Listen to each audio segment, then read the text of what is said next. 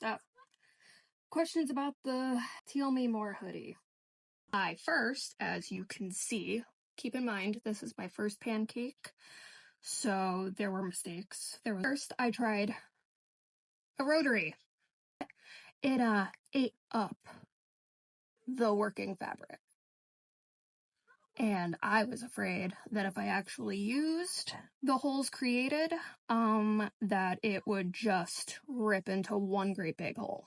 So what I ended up doing was using a darning needle, and I just punctured holes as I went. It worked out just fine. This hoodie from Hanes has this little stitchy guy that holds the string in place so you don't lose it, and that's what gave me the inspiration. I just back and forth a granny stitch the whole way back, and then it makes a point, just mattress stitched the two sides together, and then down where it attaches through with a darning needle again and yarn, and I attached it that way. So this isn't how I wanted my first video to go, but the people asked and you shall receive. With the sleeve, as you can see, this sleeve, there is no sleeve. I cut the sleeve off, the sleeve is gone.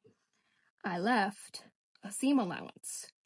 Stitch along the seam, and then I used those running stitches with the yarn, I'm sure you could do it with thread as well, to anchor the first round. And then the sleeves, the sleeves gave me hell. So I wrote down what I did for sleeve number 1, assuming I would know how to read it. And I'm gonna be honest with you, I didn't. Which led to a lot of frogging and a lot of swearing when making sleeve number 2, which then inevitably turned into me one sleeve down, holding the other sleeve down, and decreasing so that they would match. So decreasing is subjective. I did it with this taper because that is what I prefer. Some people may want to not use the cuff and bow out at the elbow. That is up to you. Then you just add an increase. Some of you may like the wider sleeve going the whole way down because this is a size large hoodie, so the armhole is in fact large, but it's cozy large. But I didn't want it to be large the whole way down. That was just too much. So I gradually decreased till I got to the cuff. Where it is attached, I did decreases all the way around and then attached the same way I attached the hood by grabbing the granny clusters and attaching them. There is a running stitch. Oh, I did it on the underside, as you can see, going through.